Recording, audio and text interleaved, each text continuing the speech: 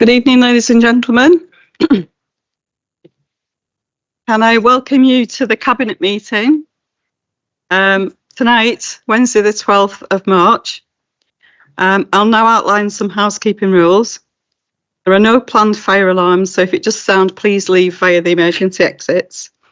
Can I request that all mobile phones are kept on silent and switched off? And we please start with introductions. My name is Councillor Jackie Alty. I represent Farrington East Ward and I'm Council Leader. Good evening, everyone. I'm Aniela Belinsky-Gelder. I am the Ward Councillor for Leyland Central and I'm also the Deputy Leader of the Council and Cabinet Member for Communities and Housing. Yeah, good evening, everybody. I'm Councillor Matthew Tomlinson, Ward Councillor for Broadfield Ward in Leyland, and I'm the Council's Cabinet Member for Finance, Assets and Commercialisation. Good evening all. Councillor Colin Sharples, Member for Earnshaw Bridge Ward and Cabinet Member for Customer and Digital. Good evening. Kath Unsworth, Ward Councillor for Broadfield and Cabinet Member for Environment and Street Scene. Good evening, I'm Claire Hunter and I'm Council Ward Member for Bamber Bridge East and the Cabinet Member for Leisure and Wellbeing. Good evening, Councillor Matthew Farnworth, Ward Member for Seven Stars and Cabinet Member for Culture, Community Wealth Building and Licensing. I'm Chris Sinnott, I'm the Chief Executive of the Council. Good evening, my name is Tasneem Safdar, Head of Legal and Procurement and Deputy Monitoring Officer. Good evening, Sarah Bullock, Deputy Chief Executive. Good evening, I'm Jennifer Mullen, Director of Communities and Leisure. Good evening, I'm Gail Wooden, I'm the Director of Planning and Property. Good evening, Carol Aspey, Democratic Member Services Officer. Thank you for that. So members of Cabinet are attending in person here at the Civic Centre with officers. Other members of Council may also dial into the meeting via Teams to observe and/or participate in the meeting. Please note that this meeting is recorded and live streamed on YouTube. Members on Teams are asked to keep their microphone on mute and only unmute when they wish to speak. So I'm going to move to the first item on the agenda, which is apologies. We do have apologies from Councillor Ian Watkinson, however, he is on Teams, so he can contribute to the meeting, although he can't vote. So thanks for coming here and welcome to everybody else. Declarations of interest. If a member has a pecuniary interest, they're requested to leave the meeting completely. The member can rejoin the meeting following the completion of the item in question. Does anybody have a pecuniary interest or any interest to declare? Nope. Okay, so moving on. Next item is minutes of the meeting from Wednesday the 12th of February. So I have the minutes of the last meeting in front of me for approval. Are there any points of accuracy on the minutes and can we propose the minutes for approval? Any points of accuracy? No? Okay, so I'm going to propose that these are for approval. Seconded. Okay, let's take a vote. Thank you.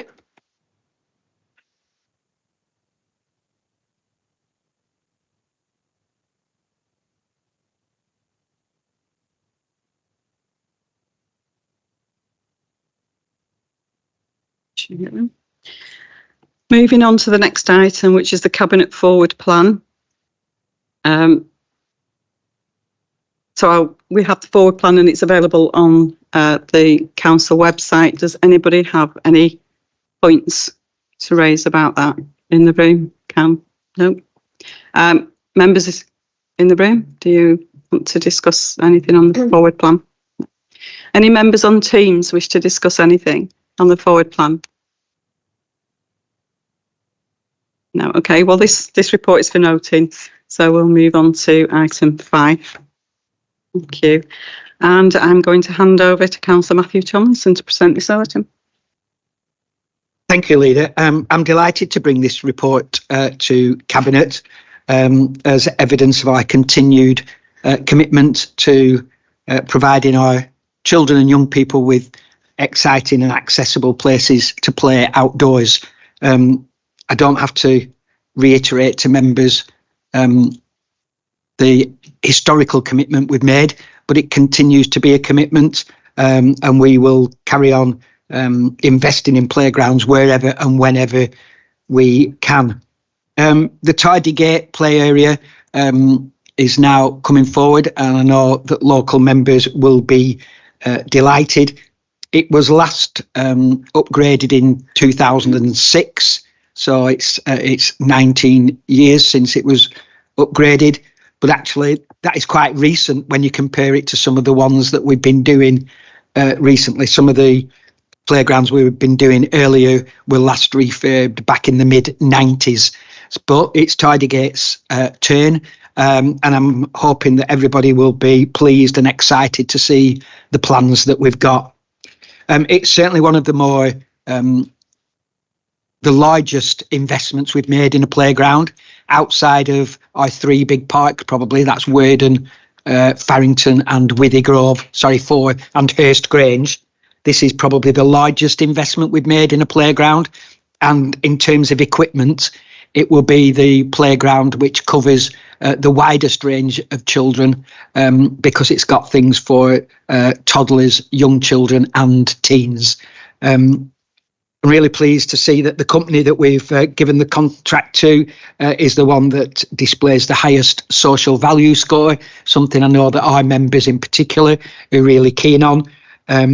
But it's ready to go, ready for to be awarded. And if we do award this tonight, then we are confident the contractors can be on site in a matter of weeks, with a target of finishing the whole project so that the young people of Lostock Hall and Farrington environs thereof can be playing here by the school holidays.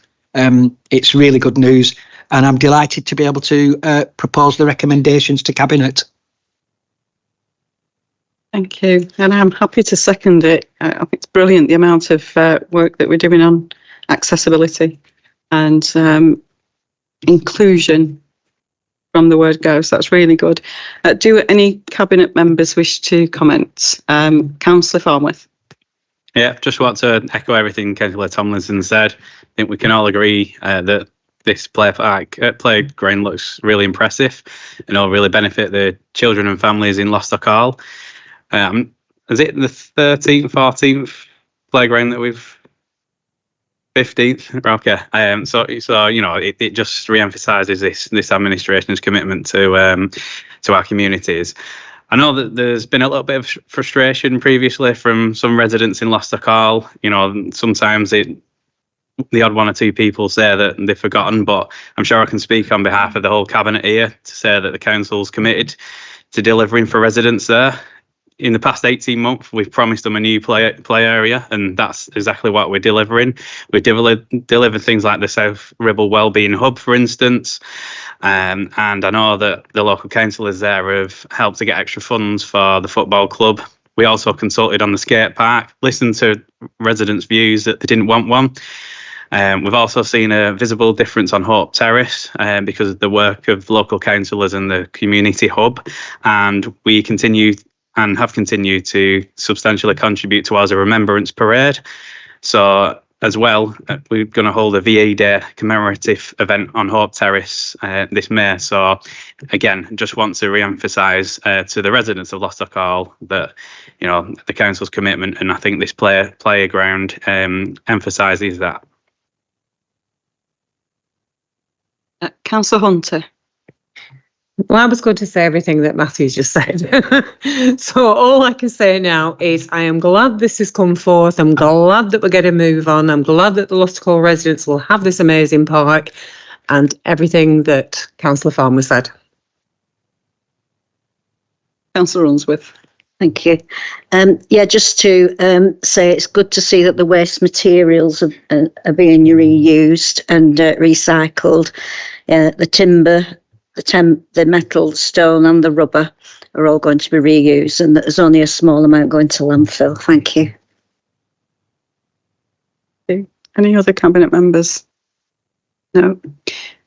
Members in the room, any comments? No. Any members on Teams? Councillor Walton? Thank you, Chair, for allowing me. Thank you, Chair, for allowing me to speak. I too, like Councillor Tomlinson, really am delighted at this play park that's is coming in my ward of Farrington West, where the play park is situated. And I thank the officers for bringing forward such an exciting prospect of the plans, and it's hopefully fully compliant with equality and diversity and inclusion, to include picnic tables to accommodate wheelchairs, etc. It is much needed in the area. But it's funny, but during the elections of 2023, the leader of the council then, Paul Foster, in an interview stated that £500,000 would be spent to refurbish the Tardygate play area. So can I ask the cabinet member if the remaining 225,000 will be spent in other areas in Lostercall and Farrington West, or will it go to another project? Well, I'm sure, Councillor Walton, you know just as well as I do that figure included a state-of-the-art skate park, and your residents said they didn't want a skate park.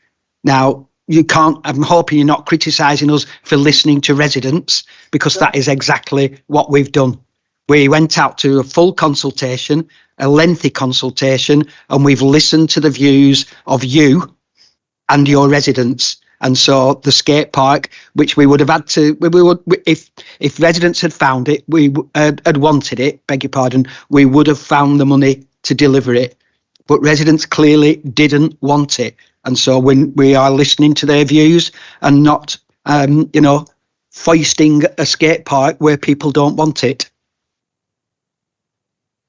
Thank you, Councillor Tomlinson, for that. Yes, I'm glad that you did listen to the residents, because they were quite vociferous about not wanting a skate park. And I do welcome the improvement to the play area, which is so well used by residents in the local area. So I'm very pleased and delighted that this project is coming forward. Thank you, Councillor Walton. I think it's fair to say that we don't carry lots of spare cash, so where we can follow the discussions and reports of residents and take action on it, we're then in a better position to look at other needs as well. So if any other areas that might be useful to Lostercall residents want to raise them, if residents wish to raise things, then the hub will always be open for discussion. So thank you. Okay, well, having said that, we will move on to, are we just noting this? It's just for noting? I've got noting here. Is it the vote? I'm happy to. Do you want me to read out the recommendation? Yeah. Sorry. So the recommendation to Cabinet as itemised at bullet point 2 is that Cabinet approves the appointment of Proludic Limited as the main contractor for the fixed price of £265,000 for the replacement of Tardygate play area and ancillary facilities in Tardygate, Lostock. So you've proposed, I'll second it. Can we take a vote then? Thank you. Passed. That's smashing. Thank you.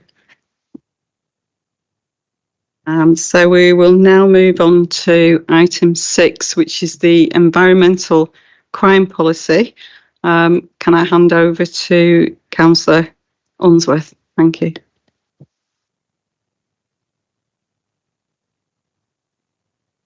Thank you. As people are probably aware, tackling environmental crime has been identified as a top priority by residents and by ward councillors.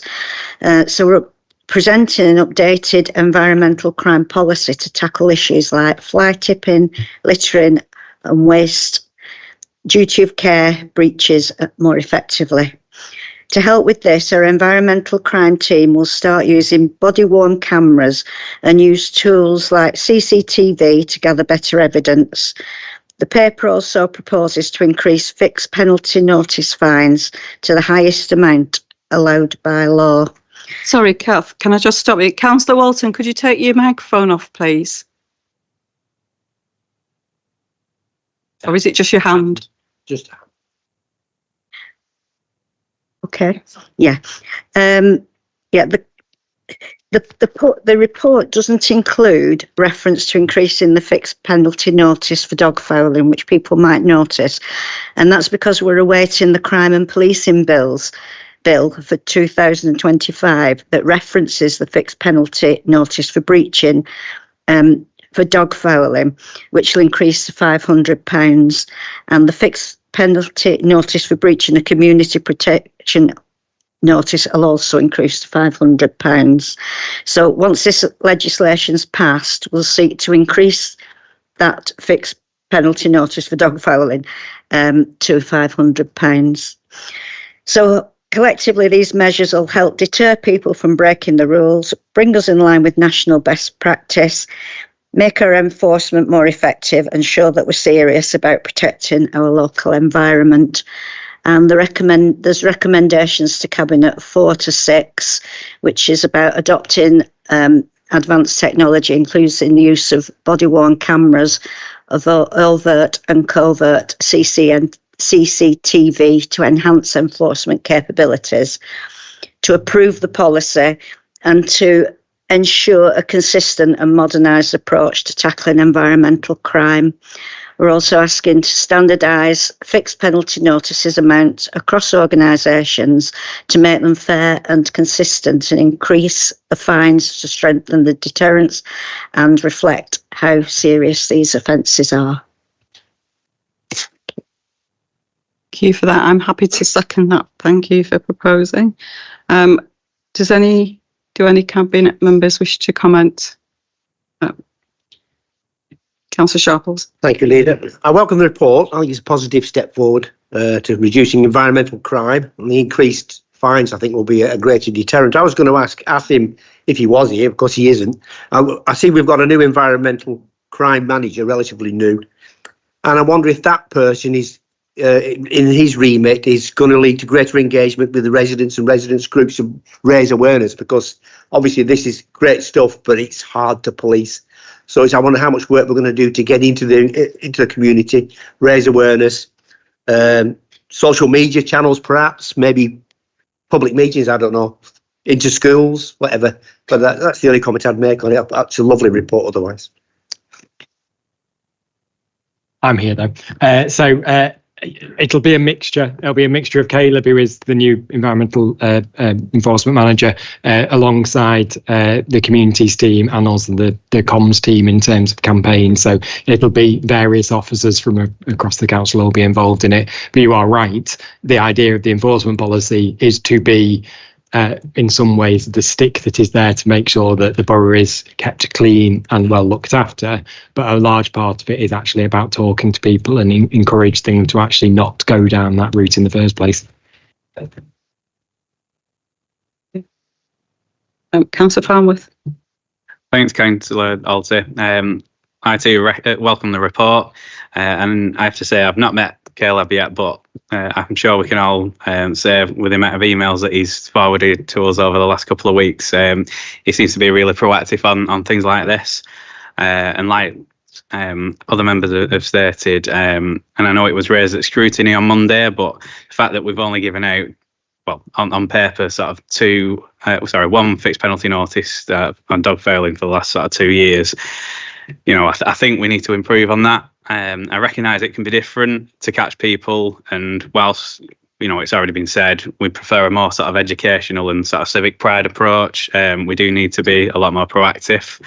But again, watching scrutiny on Monday, I welcome the comments that we seem to be making a bit more progress on this, and I also know I think it might have been today actually, in I think our communications team on social media made reference to dog fouling, so that was really good to see. And ultimately, we all want Safe Ribble to remain a really nice place to live, and I'd fully endorse this report.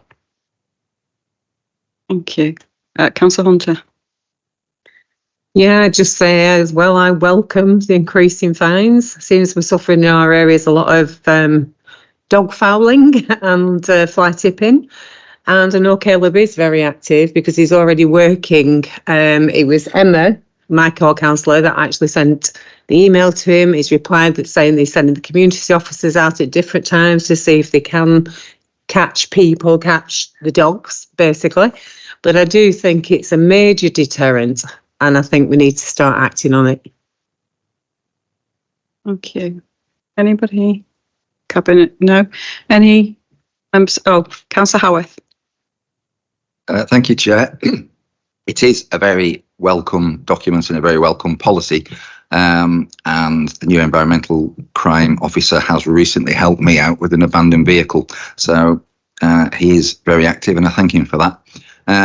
But I think I'm going to echo what other people have perhaps already said. That there are one or two of us in this room may remember the old park rangers who used to enforce various things. So while it's an excellent policy and we're saying it's a deterrent, unless anybody actually enforces these penalties, it's not really going to deter anybody. So have we got the resource and have we got the person power to do it? Do you want to answer that? Yeah.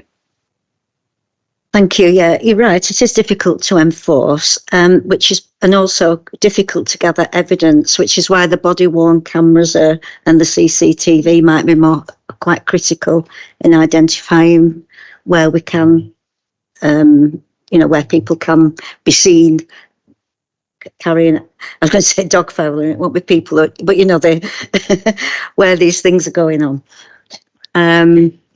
So I think there's 5 officers who will be around, which obviously is not the same as having a park warden in every park, but it's certainly an increase on what's been happening in the past. So there's already 8 fixed penalty notices been issued since Caleb came into post. So there are inroads being made. Thanks for that. Councillor Martin. Thank you, Leader. I think we should also give the message out on those who purport to collect and remove waste in a proper fashion on Facebook. We see a huge plethora of people claiming to be licensed and things like that. Scrap is probably the biggest one. People just dump it out on the street expecting someone to come and turn up and pick it up, which is invariably fly tipping. And when you do actually, I have reported, and we continue to report the registration numbers of these vehicles, and not one of them have been licensed yet in this borough. I think there's one license carrier at the moment, I think, or it's in process, and I believe I read oddly a post on Facebook where someone had given their rubbish to someone to tip, who they got off Facebook. They tipped it in one of our areas, and their details were within that rubbish, and they didn't know who had taken the rubbish. So I think there's a big lesson to be learned there, because that's these sort of rogue sort of collectors of waste, or claim to be collectors of waste, that are doing the damage rather than individuals. Because when you see the quantities of some of the waste and the types of waste, it's someone's collecting it and claiming to have disposed of it properly. Thank you for that. Did you want to come back on that? Sorry, I was just going to say that, like the previous agenda item, we're discussing the communication of this is going to be so important, so that residents are aware of the changes. Thank you. I can see Councillor Smith.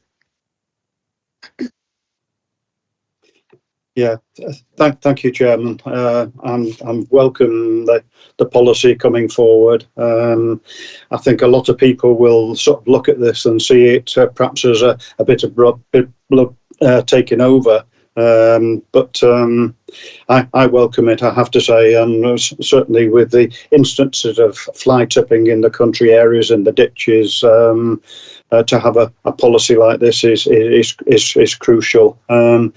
I don't think you can find people enough, to be quite honest, for some of the stuff that you see lying around in the ditches. And we have people that report it and we report it, but it's almost impossible if there's no sort of names and addresses. And I'm sure the cameras will help with lots of areas, particularly with the staff trying to enforce things, because you do have to have the evidence there to find people. But I welcome the policy. Thank you, Chair.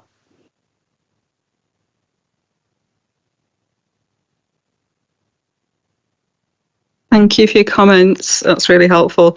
I think, yeah, I don't see it as kind of Big Brother, and I'm sure most people won't. I've heard consistent complaints over the last 5-6 years whenever I've been out in community, where it's how do you catch people? We know who they are. So I think making any sort of change will be an improvement. And I think Caleb's already demonstrated that he's on with the work that's needed to be done. So appreciate the comments tonight. Is anybody else, before I bring it back in, want to comment or question? No? Okay, so we've had a proposer and a seconder, so shall we go to the vote? Thank you.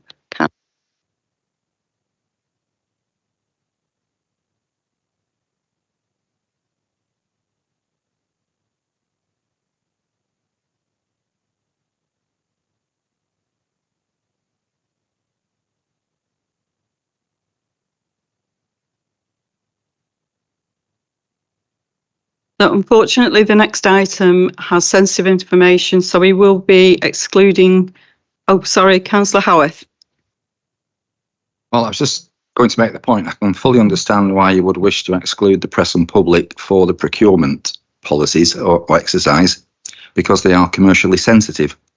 But when this agenda was published last week, the actual final plan that we're looking to implement was out there in the public domain. So I'm struggling to understand why that's been redacted and why it's a part 2 item when we were told that that is the final plan. It's not open to change, and residents are wanting to know how it impacts on them. So why is it a part 2 item? Okay, I'm going to hand you over to Gail. Thank you. Yeah, thank you, Chair. The plans that were part of the report are the same ones that have been consulted on. They are changing, so they're presented with the reports for information only, but the plans will be changing to take account of the consultation feedback and ongoing consultation, and there will be new plans. I know there's a lot of interest in terms of the plans and this project, so we are working on getting that out as quickly as we can, and hopefully we'll be able to in the coming weeks. But they were presented as just for information for the reports, which, as you say, are focused on the procurement strategies. Is that okay? No? Do you want to come back? Well, if there are going to be changes to them, could the ward members and other elected members be advised of what those changes are? Because I've asked for that information and it's a bit like pulling teeth.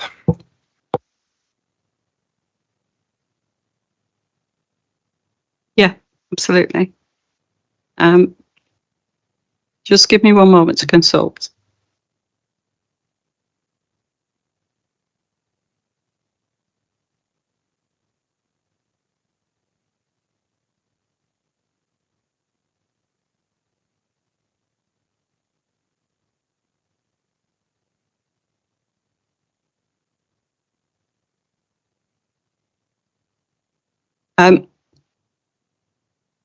We're just voting on the procurement items tonight, so we are going to go into part 2, and we will have to take a vote on excluded press and public. But I take your points. So I'm proposing that we're going to exclude the press and public. Do I have a seconder? Seconded. Thank you. Can we move to the vote, please? It's fine. Thank you very much.